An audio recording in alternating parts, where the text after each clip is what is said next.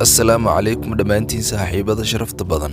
Filimku wuxuu ku bilaabanayaa warar ku saabsan sheekooyinka roobab culus oo ka da'ay Valencia. Roobabkan ayaa dhibaato xooggan ku haya wadooyinka, kuwaasoo ciriiri ku haya wadooyinka, sidoo kalena hakad geliyay isu socodka boqolaal baabuur. Sidaas darteed waxaa lagula talinayaa in darawallada iyo dadka lugaynaya ay ka fogaadaan safarka inta suurtagalka ah.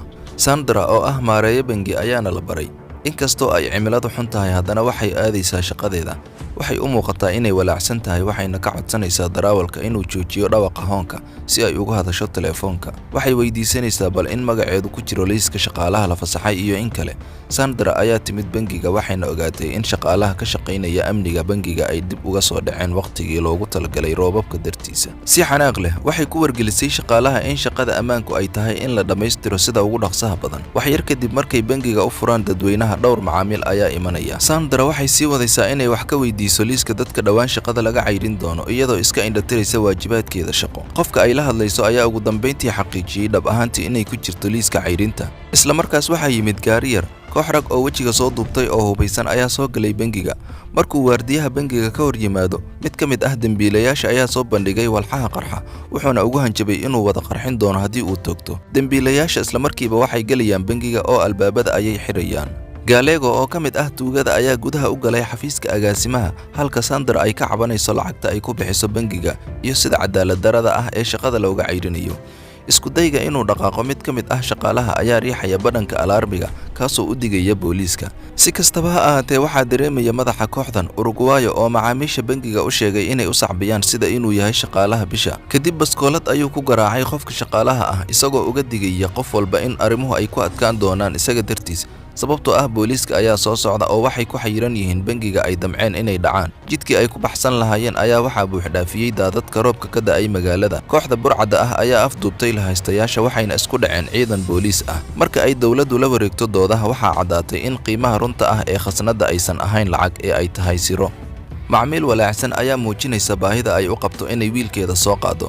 Uruguayo wuxuu ogeysiinayaa inay haystaan 1 daqiiqo oo ay ku sameeyaan wicitaan kasta oo ay rabaan ka hor inta aan teleefoonadooda lala wareegin. Halka mid ka mid ah tuugada, Loco, uu damiyey dhammaan kaamaradaha gacmahana ka jeebeeyey Sandra. Booliiska ayaa hadda taagan bangiga hortiisa iyagoo ka dhawaajinaya hoonka si ay ugu digaan tuugada. Waxay diyaareen xarunta taliska bangiga Valencia, halkaasoo kormeeraha Jose Luis Domingo uu wacayo bangiga. Uruguayo ayaa ku andacoonaya inuu bangiga ku qarxin doono dhammaan lahaystayaasha halkii uu ku noqon lahaa xabsiga. Dabadeed wuxuu booliiska ka codsanayaa gaari yar si ay ugu aadaan garoonka diyaaradaha, halkaasoo ay tahay inay raacaan diyaarad ka duuli karta badweynta Atlantiga iyadoo aan wax shidaal ah lagu shubin. Domingo wuxuu ku jawaabay inuusan keligii samayn karin dalabaadkan oo kale, waana inuu la tashadaa madaxdiisa. Sandra iyo Gallego waxay aadayaan kaydka, halkaasoo uu qalab dareemo ah ka caawinayo helitaanka birta.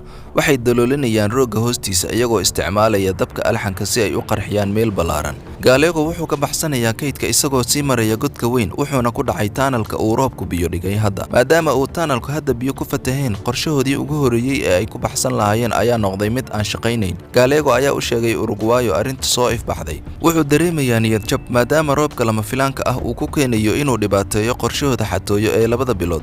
Laakiin sida uu sheegayo Uruguayo, maanta waa maalinta kaliya ee aan digniinta amniga la hawlgelin. Sandra waxay si feejigan u dhageysanaysaa sheekadooda oo dhan, waxayna ogeysiinaysaa Gallego qorshahooda inuu saxan yahay. Waxay tiri maadaama aysan haysan waqti badan, waxaa laga yaabaa inay ka shaqeeyaan gorgortan ay labadooduba ka helayaan wax muhiim ah.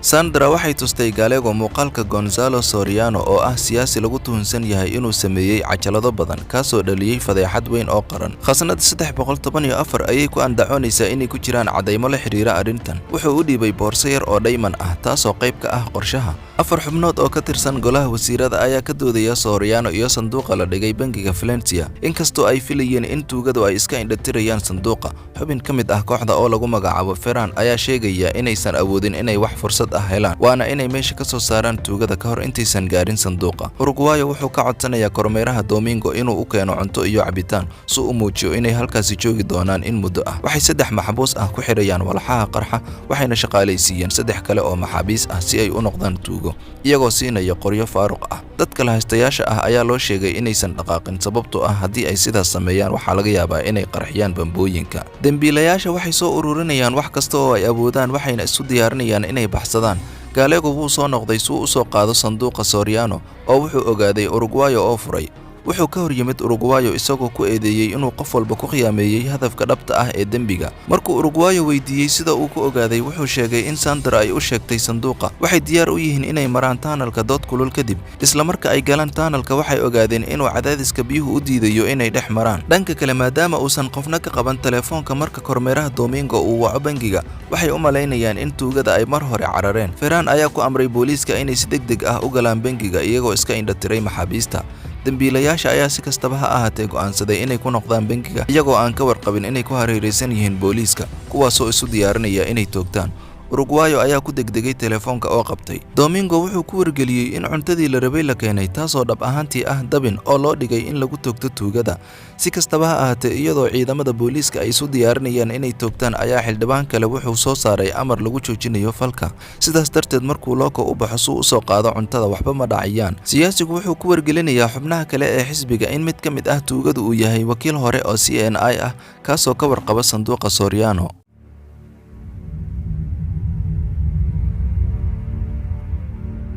markii xubnaha kale ee xisbiga ka tirsan ay taas ogaadeen, way caroodeen mar haddii uu damcay inuu sanduuqa si qarsoodi ah u helo si uu mustaqbalka ugu isticmaalo. dhowr doodood oo kulul kadib, waxay go'aansadeen inay diiradda saaraan sidii ay sanduuqa si qarsoodi ah ugu heli lahaayeen oo aan la ogeysiin booliiska. Gallego wuxuu ku wargeliyay dadka kale ee ku jira bangiga in Uruguayo uu ka qariyay wax ku jira sanduuqa intiisa kale. Isagoo ka jawaabaya ayaa yidhi, markaan arkay sanduuqa ma aanan ogeyn inuu leeyahay Soriano ilaa aan kombiyuutarkiisa ku arkay magaciisa. Wuxuu intaa ku daray inuu qof si deeqsinimo ah u soo siiyey lacag suu ugu soo qaado sanduuqa oo waxba isma bedelin sababtoo ah weli waa isla tuuganimadii. Kadib wuxuu su'aalo ka weydiiyey Gallego waxa uu siiyey Sandra oo uu kaga bedelanayo macluumaadka sanduuqa. Way tegayaan si ay Sandra uga soo raadiyaan qolka musqusha sababtoo ah Gallego waxba uma sheegin. Markuu Uruguayo ka codsado Sandra inay u soo celiso alaabtii uu siiyey Gallego, wuxuu ogaaday inay hore u liqday dheemanka. Intay kuwa kale isku buuqayaan, Loco wuxuu u disayaa drive-ka Soriano ee kombiyuutarka, balse wuxuu si lama filaan ah u tirtiray dhammaan xogta. Dhanka kale, xisbiga siyaasadda ayaa u magacaabay Colonel Melizzo si uu u maareeyo dhibaatada dhaca bangiga.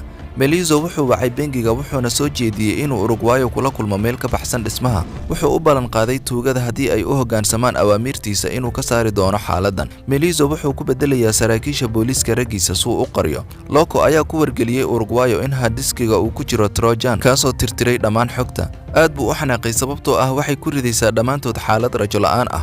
Markay askartu dalbadeen inuu wareejiyo hard-diskiga, wuxuu isku dayay inuu gorgortamo maadaama aanu waxba haysan. Arrintu waxay ku sii kululaatay dhinaca Gallego markuu ogaaday inay markay hard-diskigu qabtaan ay halkaas ku dili doonaan. Rasaasta ayaa socotay in muddo ah. Sandrana waxaa laga toogtay gacanta iyadoo tuugadii ay ku soo laabteen bangiga. Melizzo wuxuu ku wargeliyey Uruguayo inay bid qabto Sandra inkastoo ay xabadu si toos ah uga dhex baxday gacanteeda. Wuxuu u sheegay in wadada kaliya uu hadda haysto ay tahay inuu isdhiibo.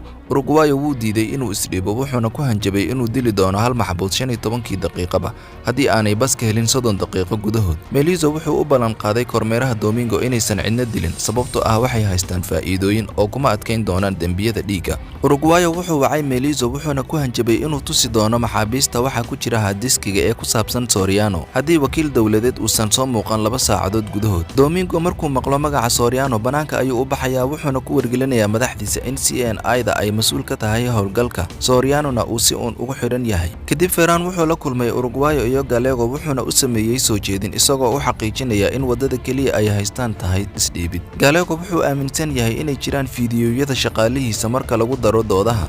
Markuu Ferran ka codsado inay tusaan filimada, way diideen iyagoo ku andacoonaya inay maxaabiistu ay daawan doonaan fiidiyowyada haddii uu basku iman waayo 30 daqiiqo gudahood. Ferran ayaa Melizzo ku wargeliyey in tuugadu aysan haysan wax ama ugu yaraan wax la mid ah waxa ay sheeganayaan inay haystaan, waana inay sida ugu dhaqsaha badan uga soo saaraan halkaas. Si kastaba ha ahaatee, Melizzo ayaa ku andacoonaya inay dawladdu ogolaatay dalabaadka tuugada ayna bilowday qorshayaal ay uga bixinayaan waddanka. Wuxuu ku wargeliyey Ferran in tuugadu aanay tegi doonin caymis la'aan, wuxuuna ka codsaday inuu ka fogaado jidka oo uu ku laabto Madrid. Dhanka kale, Gallego wuxuu la yaaban yahay waxa uu Uruguayo samayn lahaa haddii uu ahaan lahaa Corneille. Wuxuu weydiiyey inuu u ogolaan lahaa inay noolaadaan isagoo og in laga yaabo inay haystaan nuqulo ka mid ah filimada loo isticmaali karo suuqa madow, isagoo si maldahan ugu sheegay inaanay nolol ku baxsan karin. Ujeedada dhabta ah ee Melizzo waa inuu qarxiyo baska isla marka ay tuugadu yimaadaan. Mar labaad ayuu wacay bangiga si uu u xusuusiyo basku inuu yimid laakiin Uruguay wuxuu rabaa 10 daqiiqo oo kale. Ferran ayaa markaa helay war ah inuusan jiri doonin muuqaal wuxuuna ku laabanayaa Madrid. Wuu soo noqonayaa si uu ogeysiiyo Melizzo wuxuuna kula talinayaa inaanu qarxin baska sababtoo ah ma jiraan muuqaalo. Melizzo wuxuu ku amray inuu ka fogaado xaaladda. Dhanka kale kormeeraha Domingo ayaa qof u sheegaya filimka iyo dagaalada. ku dhawaad 10 daqiiqo kadib dad yar ayaa bilaabay inay ka soo baxaan bangiga. Qof kasta oo yimaada waa maxbuus. Bambooyinka ay shaarka ku wataanna waa been abuur. Isla markiiba roobkii waa joogsaday, dambiilayaashana waxay ku noqdeen qorshahoodii hore oo waxay ka baxsadeen tunnelka. Muddo marka ay quusayeenna waxay gaareen dhamaadkii. Intuu dhex socday bangiga, Ferran wuxuu ogaaday dembiga waxayna sheegeen inay ugaarsanayeen muuqaalka Soriano oo dembi ku galaya madaxtooyada. Waxaa soo baxday in kormeeraha Domingo uu u dusiyay saxaafadda wax ku saabsan hadiskiga Soriano iyo ku lug lahaanshaha xisbiga talada haya. Dhanka kale dambiilayaasha ayaa mar hore fuulay tareenka dhulka hoostiisa mara marka ay booliisku yimaadaan dhamaadka tunnelka iyagoo wata doon. Uruguay iyo Gallego oo dhoola cadeynaya ayaa kala tegaya. Muuqaalka halkan ayuu ku egyahay. Fadlan taabo subscribe iyo like haddaad jeceshahay muuqaaladan oo kale. Kulanti dambe oo aad u xiiso badan. Mahadsanid.